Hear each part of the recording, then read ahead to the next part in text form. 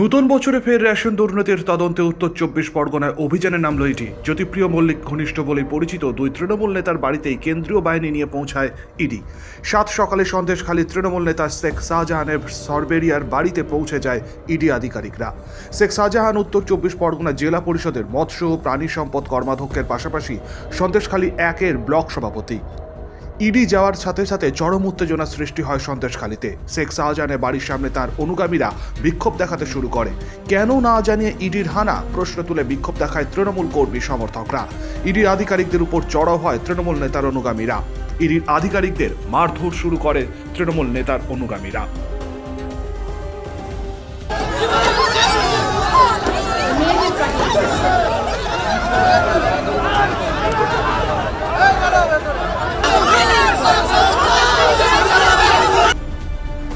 আমাদের বাংলার জন্য কালো দিন। যেভাবে দেখলাম সন্দেশখালীতে কেন্দ্রীয় তদন্তকারী সংস্থা ইডি সিবিআইকে যেভাবে অ্যাটাক করা হচ্ছে, আক্রমণ করা হচ্ছে, কারণ কি? কারণ তারা কোর্টের নির্দেশে তারা তদন্ত করতে গেছে এবং সেখানে যাতে তদন্ত না হয়, তদন্ত যাতে চাপা পড়ে যায়, তার জন্য মাননীয় মুখ্যমন্ত্রী সেখানে লোকজনদেরকে, মহিলাদেরকে আগে বাড়িয়ে দিয়েছেন যে তাদেরকে আটকে দেওয়ার জন্য। তার মানে কোথা থেকে একটা ধামাচাপা দেওয়ার, চুরি করার চেষ্টা করা হচ্ছে এবং বাংলারই এই মহিলাদেরকে ভুল বুঝিয়ে আজকে কেন্দ্রীয় তদন্তকারী সংস্থার সামনে তাদেরকে দাঁড় করিয়ে দিয়ে তাদেরকে ভাঙচুর, তাদেরকে আক্রমণ করার জন্য তাদেরকে এগিয়ে দেওয়া হচ্ছে। আমরা কোন জায়গায় বসবাস করছি? লজ্জার কথা। কোথায় রাজ্য সরকার, কেন্দ্রীয় থেকে যারা ইডি সিবিআই এসছে, যদি তারা দোষী না থাকে, যদি তারা কোনো চুরি না করে থাকে, কোনো দুর্নীতি না থাকে, তাদের সেই সিকিউরিটি দেওয়ার কথা, সুরক্ষার ব্যবস্থা করা উচিত রাজ্য সরকারের। আজ রাজ্য সরকার সুরক্ষা না দিয়ে তাদেরকে আক্রমণ করবার জন্য তাদেরকে ওদের সেই লোকেদেরকে, গুন্ডা বাহিনীকে, মস্তান বাহিনীকে তাদেরকে লেলিয়ে দিচ্ছে। আজকের সন্দেশখালীর এই ঘটনা অত্যন্ত দুঃখজনক। আমরা তীব্র ভাষায় নিন্দা করছি এবং পাশাপাশি এটাও বলবো যে কোনো রাজ্যের কোনো রকমের যখন কেন্দ্রীয় যে কোনো তদন্তকারী সংস্থা সেই রাজ্যে মহামান্য উচ্চ আদালতের নির্দেশ অনুযায়ী যখন সেই তদন্ত চালায়, সেই তদন্তের জন্য বিভিন্ন স্থানে যায়, সেই সুরক্ষা প্রদান করবার দায়িত্বও কিন্তু সেই রাজ্যের যে রাজ্য সরকার রয়েছে তাদের। কিন্তু আমরা বারংবার দেখেছি যে পশ্চিমবঙ্গের ক্ষেত্রে বিভিন্ন নিরপেক্ষ তদন্তকারী সংস্থার উপরে বারংবার আক্রমণ এসছে এবং সেই সঙ্গে সঙ্গে আমরা বলবো যে এই আক্রমণ শুধুমাত্র কেন্দ্রীয় নিরপেক্ষ তদন্তকারী সংস্থার উপরে নয়, এই আক্রমণ ফেডারেল স্ট্রাকচারের উপরে আক্রমণ। এবং পশ্চিমবঙ্গের ক্ষেত্রে এই ধরনের ঘটনা বারংবার ঘটা, এটা অত্যন্ত দুঃখজনক।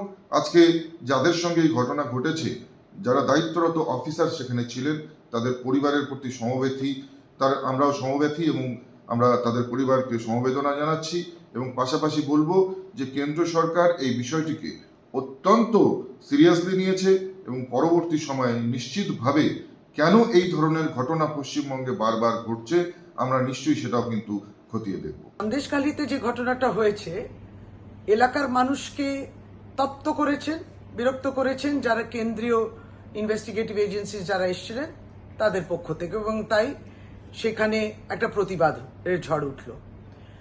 আরেকটি যেটা নিশ্চিত প্রমাণিক, যিনি নিজে একজন সাংসদ এবং কেন্দ্রীয় প্রতিমন্ত্রী, তিনি বলছেন যে বাংলায় সে ফেডারেলিজমের অভাব রয়েছে।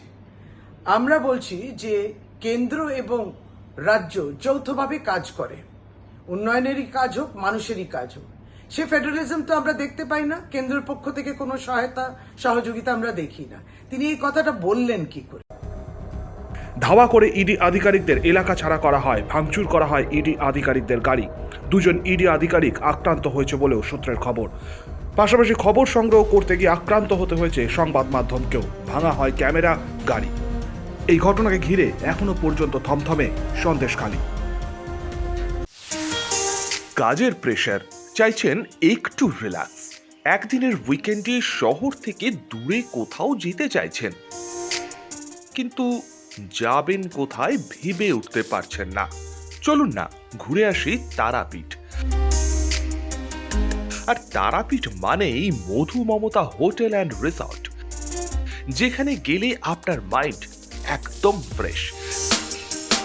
তাজা অক্সিজেন সাথে গ্রাম্য পরিবেশ আপনাকে হাতছানি দেবে। AC deluxe room, swimming pool, gymnasium, indoor games আর সাথে আপনার পছন্দের মতন ডিশ। এছাড়াও যে কোনো সামাজিক অনুষ্ঠানে আজই বুক করতে পারেন মধু মমতা হোটেল অ্যান্ড রিসর্টের ব্যাংকোয়েট হল। রাত জাগা তারাদের সাথে, পরিবার বা বন্ধু বান্ধবের সাথে আপনিও সময় কাটাতে পারেন হোটেলের লনে। তাই ভুলবেন না, তারাপীঠ মানে hotel Madhu Mamata and resort. ঠিকানা hotel Madhu Mamata and resort, Tarapith, Tarapith road, Indian Oil petrol পাম্পের ঠিক বিপরীতেই, তারাপীঠ, বীরভূম। যোগাযোগ নম্বর 9775555599 অথবা 9002410083। বীরভূম মানেই তারাপীঠ, আর তারাপীঠ মানেই মধু Mamata hotel and resort.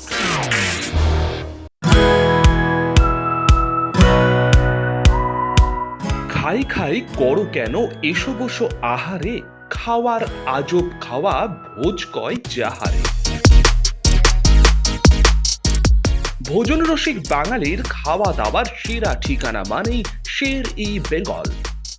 Indian, Chinese, South Indian, continental ডিশের হরেক রকম সম্ভার এখন একই ছাদের তলায়। এছাড়াও রয়েছে শের ই বেঙ্গলের স্পেশাল কিছু আইটেম, যা একবার মুখে দিলেই ভোলার নয়। ঘরোয়া পরিবেশে হোটেলের আতিথেয়তা আপনাকে মুগ্ধ করবে। রেস্তোরাঁর পাশাপাশি রয়েছে থাকার সুবন্দোবস্ত, সিঙ্গেল বেড থেকে ডাবল বেড, ট্রিপল বেড এবং ডিলাক্স এসি রুম। পাচ্ছেন 24 ঘন্টা পানীয় জল ও বিদ্যুৎ পরিষেবা। রয়েছে লকার, পার্কিং এর সুবন্দোবস্ত। এছাড়াও এসি, গিজার, টিভি, সিকিউরিটি সহ লন্ড্রির সুবিধে। মিটিং বা যে কোনো সামাজিক অনুষ্ঠানের জন্য এখন নিশ্চিন্তেই আসতে পারেন শের ই বেঙ্গলে। Sher e Bengal, JP avenue, Sagarbhanga, SBI ব্যাংকের ঠিক পাশে, দুর্গাপুর 713211। যোগাযোগ নম্বর 9609900511 অথবা 9775555222। শের ই বেঙ্গল, একবার আসলেই বারবার আসতেই হয়।